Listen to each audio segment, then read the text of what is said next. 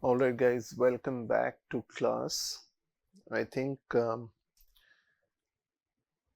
taking our discussion on economic interdependence and conflict forward,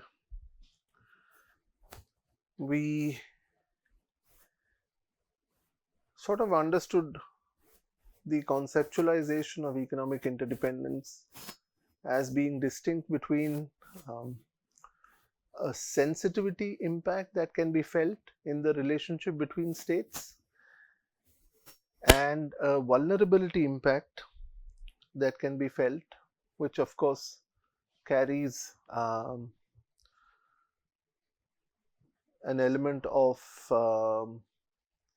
exit associated with leaving the economic relationship and therefore being of a higher gradient.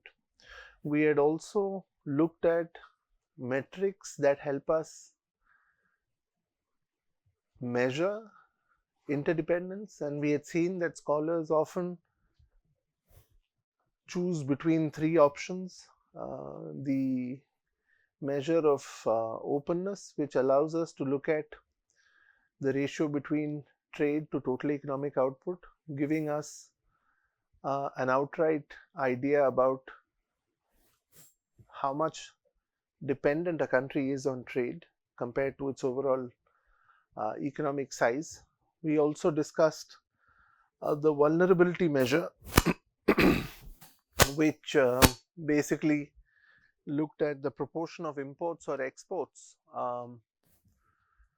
as a ratio of total trade with another country.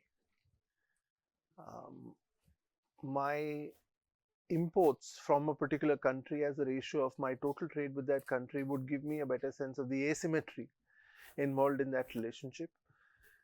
And then, of course, there was a measure of gains where we were looking at price elasticity of demand in order to understand a counterfactual situation that might arise as to how much my total economic output gets affected if trade with another country were to be stopped. And of the three, most commonly used is the openness measure. And we had also discussed how different aspects relating to the nature of trade between countries also help us understand the level of enmeshment of interests between states.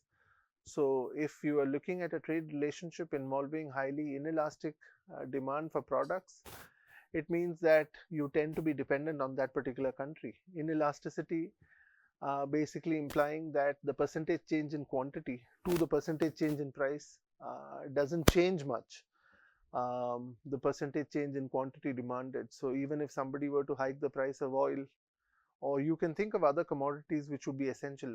In fact, when we go into the case studies that we had promised to discuss today, we'll probably get a better sense of how inelastic some of the demand for many of these product categories were, right? And this is not conventional energy. This could be photolithographic equipment. This could be other kinds of products. Rare earths, of course, you're familiar with, gallium, etc. So we'll look at some of those case studies, but just to recap our discussion, that if there is high amount of inelastic demand, you might end up being in a vulnerable position as opposed to commodities for which demand is highly elastic, right? So if somebody raises the price of cotton, then um, you can sort of reduce your import of cotton from that particular supplier and choose alternate suppliers, um, and so on and so forth. We had also discussed this idea of future expectations from trade, and I think that is also important to bear in mind, because many a times, um, if we were to simply look at um, a very short to medium term assessment of cost benefit analysis, maybe we may not figure out the overall impact that states bear in mind when they evaluate their bilateral ties with other states. So it is not just a question of a one-time tariff and a retaliatory measure by the other country.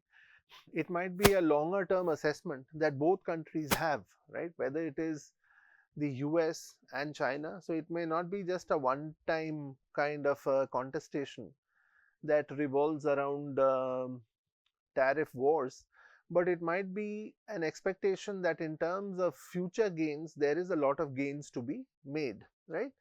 So if we were to think of examples relating to future expectations, I think we had discussed Japan and the pessimistic outlook it was facing in the run up to World War II, when imports, particularly energy supplies, were being curtailed to Japan, and the kind of bleak outlook Japan faced. We had looked at that.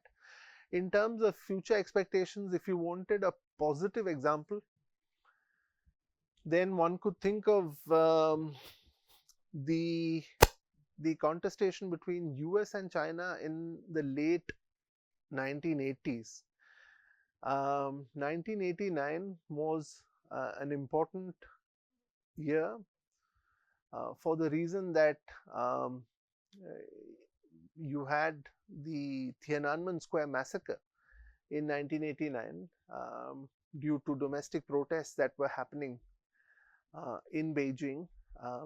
In response, the state action was very high-handed. It led to the loss of lives for thousands. And as a response to that, there were measures which were put in place by countries like the United States, including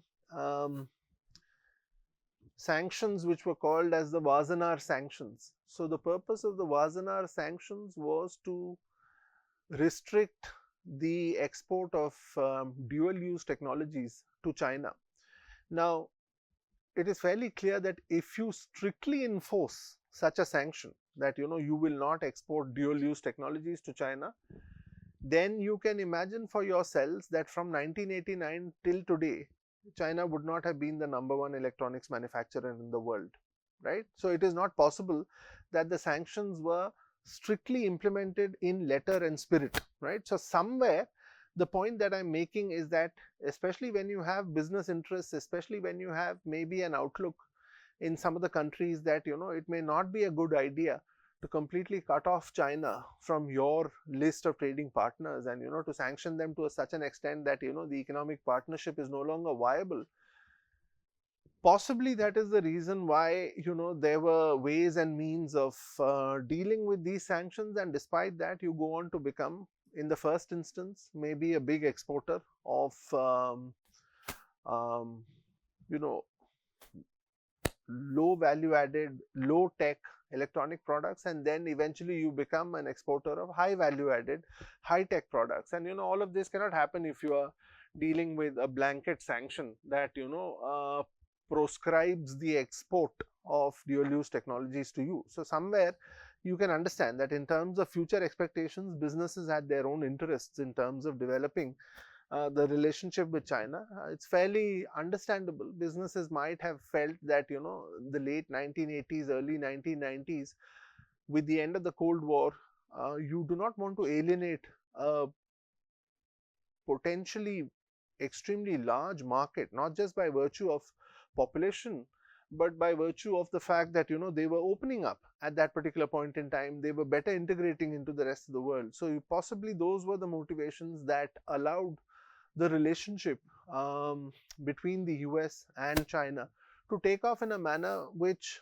validates the understanding that future expectations of trade benefits are very critical to the decision to fight or to maintain trade ties. I think that example underscores the Copeland framework we were trying to explain.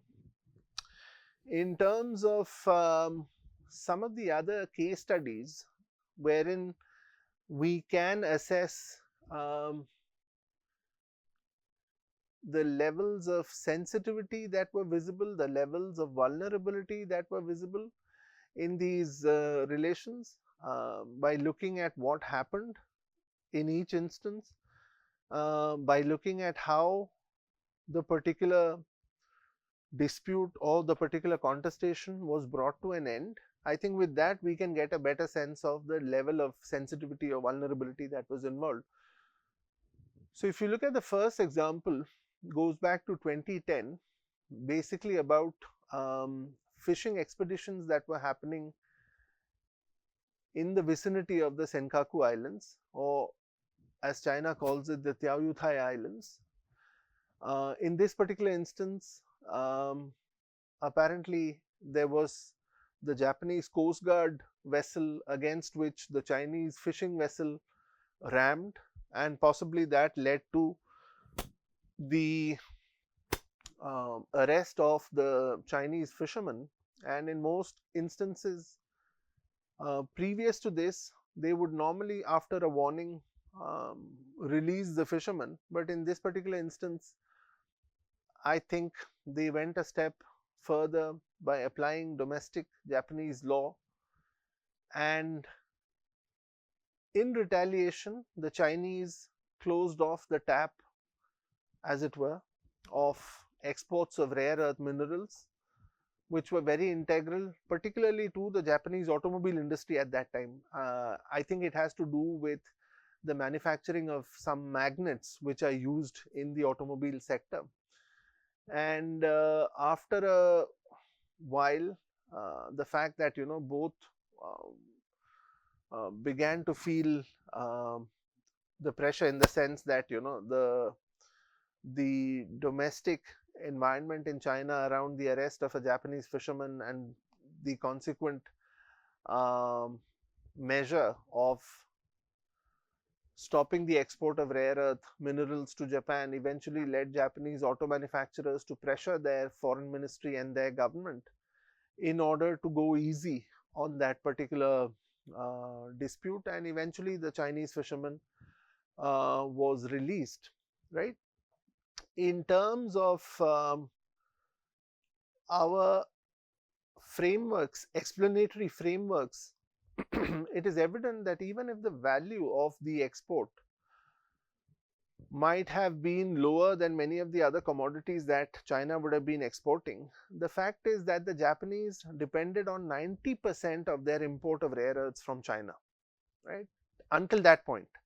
So what happened as a consequence was the Japanese introduced some kind of a 5-point package or something to that effect, which was meant to reduce their vulnerability to such a scenario, right? In this particular case, the automobile sector did take a hit, owing to which the Japanese adopted several measures, including acquiring rare earth mines in Australia, for example. This was one of the inputs that were part of their 5-point package, or whatever response mechanism that they announced to that effect. Over the years, the Japanese dependence on Chinese rare earths is still 60%. Right? So, of course, it has come down from 90%, and the Japanese have tried various measures to reduce the dependence, but nonetheless, it remains a critical component of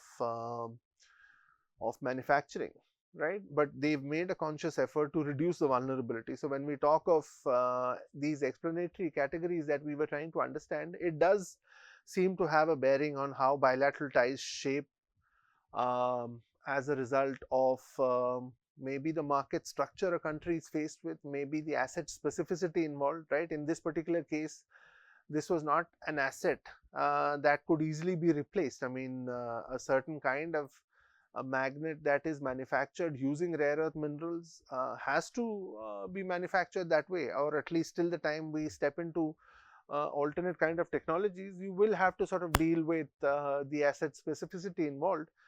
And to some extent, the market structure, they've tried to redress that particular aspect by looking at alternate sources, but still the dependence remains roughly about 60%. And these are the most updated numbers that one has from the World Economic Forum. So this is how the 2010 event panned out. 2019, another interesting instance. Japan's exports to South Korea of photoresist, fluorinated polyimide, and hydrogen fluoride. So basically what these three components do is that they are very essential in not just semiconductor production as listed there, but also for manufacturing of displays. So companies like Samsung, companies like Hynix, companies like LG, all of them depend very critically on these imports that come in from Japan. And I mean, it was almost as if, you had inverted the play of events that happened in 2010. This time Japan was doing pretty much the same thing that the Chinese had done with them, which only goes on to show that when we look at economic interdependence and how it affects questions of war and peace, it is not something which is hypothetical. States do use it to varying degrees, to the extent that it allows them bargaining, and not, just simply get into situations of armed conflict. So in this particular instance, the reason why the Japanese introduced this restriction on export of these three product categories to South Korea was there was a certain court ruling in South Korea which required Japanese companies to compensate South Koreans who were forcibly employed during World War II by them. So there was a certain court ruling which comes in 2019, and the Japanese feel that, in response, in the best way to deal with that particular scenario was to make sure that they restrict the export of these commodities. It went on. I mean, of course, the South Koreans, they retaliated by taking the case, I think, to the WTO dispute settlement mechanism. And after a couple of years, I think the solution that was worked out was that the South Korean government themselves would pay the compensation to workers who were affected during that particular time. And then I think they relaxed the restrictions. So in this particular instance, the Japanese were able to get their way out of that particular situation, particularly because these commodities were extremely essential in semiconductor production, and they were unexpectedly placed under export license requirements. So when you say export license requirements, I mean, the idea is that you do not want to be challenged in a court of law or something like the WTO dispute settlement mechanism, as opposed to, using the language of a ban, quote unquote ban, right? The reason is they would say that, well, we only require, as part of our national security requirements, some kind of an export license. Whoever is exporting to South Korea, they have to, apply for a license, and they have to reveal data relating to the end user. Who is the end user? Who is that meant for? So when you create these conditions ostensibly in the name of national security, you are able to, in a way, write off applications that come which are directed towards South Africa, South Korea. So you are basically able to, reject those kind of applications, saying that, for national security reasons, we have introduced these export license requirements. Like I mentioned, eventually the South Korean government themselves paid the reparations to the people involved, and the issue was brought to some kind of a close after a couple of years. It lasted for a couple of years, including the litigation through the WTO dispute settlement mechanism. Some other examples, 2021. So I think it's a fair spectrum of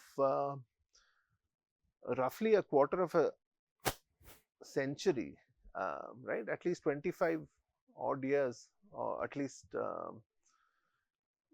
in the run up to these events. I mean, if you look at the example starting from the Vasanar sanctions, I think it's a fair amount of time that we are looking at where all of this has been operationalized. 2021, US exports to China of photolithography scanners, iron implanters and other semiconductor manufacturing equipment were placed under export controls. Again, it's the same language, right? Placing under export controls is basically requiring export licenses. You have to apply on a case-by-case basis whom you are selling to, and the moment you declare the seller to be a Chinese buyer, of course, it invokes the same provisions of national security. And that is the exception that all countries have access to. So whenever you find that, how is it that in the WTO each country has to accede to an understanding that you have to follow the most favored nation status policy, MFN, but there is an exception that is built into the rules, which is the exception under national security. So if next time you read that the Americans have introduced some kind of restriction on the export of Indian mangoes, then the reason that they would give would be that Indian mangoes do not meet the health and phytosanitary regulation requirements of the US. So basically they would say that it's a national security argument. We do not know how much pesticide has gone into this particular lot of mangoes that comes in. We don't know what certification, whether organic, to what extent organic, how much of pesticide is there as residual matter, etc. So they can use different categories of restrictions when they have to send a signal. When they have to send a friendly signal, they would lift these restrictions, and it routinely happens. So whenever you read news items related to export of Indian basmati, Indian mangoes, etc., I mean, it is to be seen in a larger diplomatic context also, beyond just the reason that is cited. So in 2021, it was not just US exports of photolithography scanners, but I think in terms of the world's largest exporter of such equipment, it is a Dutch company which goes by the acronym of ASML, which is the largest exporter of these equipment. So including its allies, they in retaliation, I mean, if you look at the timeline 2021, it follows the 2018 first round of the beginning of the tariff wars, right? And so depending on how the Chinese reacted, by the time you move from Trump 1 to Biden, these restrictions became more and more serious, and which is why they put in these restrictions related to export of equipment that is used for semiconductor manufacturing. So they basically wanted to push China behind by a couple of years as far as its manufacturing capability of producing chips is concerned.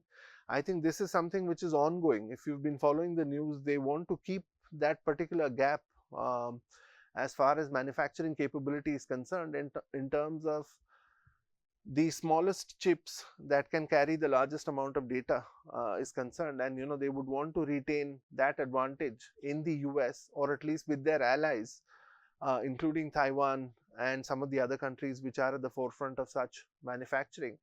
And they would want to restrict the export of any kind of technology that allows China access to that kind of manufacturing capability. So again, when you look at market structure, asset specificity, sensitivity, vulnerability, these are not just theoretical terms, but these are actually manifest in operational terms when you look at different case studies. So in this particular instance, this seems to be something which is ongoing, right? It's of recent vintage. Not just US manufacturers, but also allies were proscribed from exporting semiconductor manufacturing equipment because they were placed under export controls because of the ongoing rivalry. And what has been the Chinese response to this? They've moved to dealing with this vulnerability, because this is in a sense not related to sensitivity, but a larger term shock that they face in terms of not being able to get the chips that can maybe help them advance in, say, a 5G ecosystem, for example, or maybe taking artificial intelligence to the next level. So maybe these are things that they are trying to deal with. Their response has been in terms of a policy which has been called as a policy of dual circulation.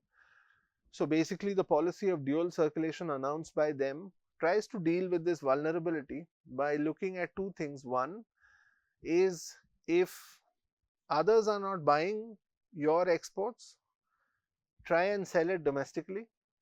And if others are not selling you manufacturing equipment, try and manufacture the equipment that helps you manufacture. So dual circulation is not just to deal with somebody cutting off or stopping their purchase from you. So if they stop purchasing from you, try and start selling it in different parts of China, right? Maybe a tough call, maybe in the current circumstances. I mean, of course, when you look at the kind of products that are exported to the US or Western Europe, maybe the current status of China as a developing country, maybe in terms of the consumption pattern in China, they may not be able to suddenly mop up everything that they were selling to the US and Europe domestically, but they have, in response to these measures, they have started encouraging those trends. And the second part of dual circulation is to start manufacturing the equipment that helps you manufacture. So anybody who's restricting export of such scanners or implanters, you basically start manufacturing the equipment that then helps you manufacture. And I think they've made some gains by introducing these measures, particularly with the kind of chip capability that Huawei has. In its recent equipment, they've started using their own chips, right, instead of using chips that previously were imported from other countries. So that has been the response as far as assessment of sensitivity, vulnerability in this instance is concerned. The last case study, 2023, again, a recent vintage, this relates to something which is again ongoing, right? So China announced special export license regimes. Again, it's the same phrase, export licensing, and they wouldn't say that it's an export ban, but we'll evaluate it on a case-to-case basis depending on who the end user is, what is his purpose. Now, if somebody declares that I am the end user, a particular country, and this is the purpose, then it's of course the guy who's licensing has every right to say that, well, this doesn't suit our national security requirements, and therefore in effect it becomes some kind of an export ban. But they introduce these regimes relating to key minerals like germanium, gallium, which are inputs in semiconductor manufacturing, and components of lithium ion electric batteries like graphite, right? And this is something which is ongoing. I think another example that comes to mind over the last 2 years, just to bring you up to speed with what's been happening, I mean, not just over a longer time frame, but in the last 2 years, there was some discussion about China restricting the export of tunnel boring machines. I don't know if you read in the news items, tunnel boring machines. This is very interesting. At one point in time, it was the Germans who were able to manufacture the best tunnel boring machines. The Chinese went on to acquire those machines, those companies, and then started to produce tunnel boring machines to the extent that, whenever you have to do tunneling, especially cutting across mountains to build not just roads, but maybe lay down, rail lines, etc., you need that kind of equipment. And when the Chinese restricted export of tunnel boring machines, it really brought many countries and their projects to a halt, because people didn't realize how some comparative advantage that the Germans possessed at one point in time eventually got lost, and the Chinese went on to acquire the kind of capability they went on to acquire, right? So I think these case studies give us a fair sense of how economic tools have been used in varying degrees to inflict vulnerability costs or to inflict sensitivity concerns as far as economic ties between countries is concerned. It's essential to remind ourselves that when we talk of economic interdependence, higher levels of economic activity alone may not signal interdependence. Like I mentioned, if you're simply looking at trade values, the trade value as a number may not reveal the level of interconnectedness or the level of enmeshment of interests that exist.